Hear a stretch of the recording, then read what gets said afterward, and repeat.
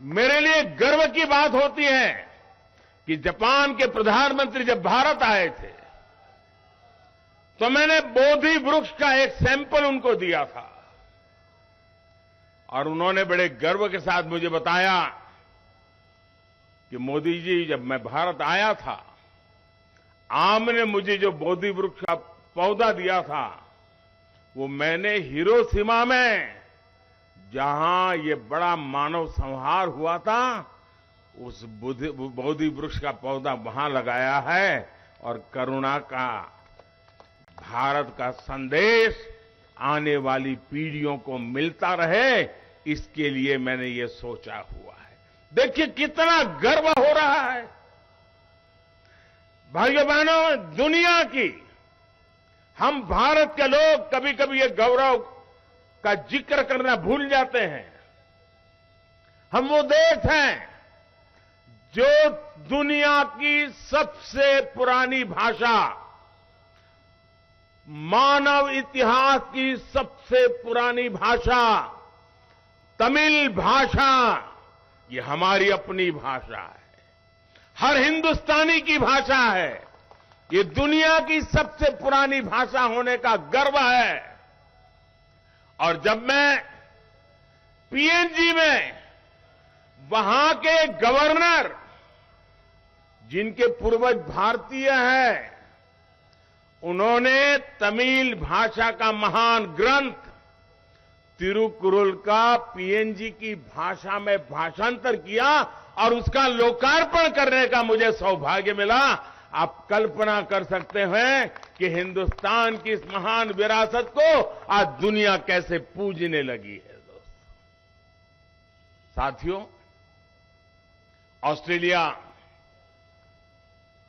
उसके संबंधों में बहुत उतार चढ़ाव के दिन देखे हैं देश ने,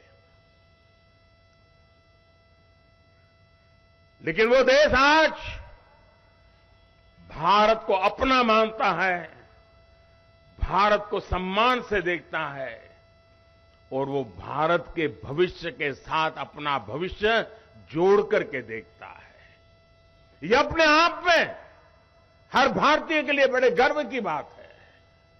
और मैं देख रहा था कल, जब मैंने देखा कि पूरे ओपेरा हाउस पर हिंदुस्तान के तिरंगे रंग की रोशनी करके उन्होंने भारत को सम्मानित करने का बहुत ही उम्दा प्रयास किया था।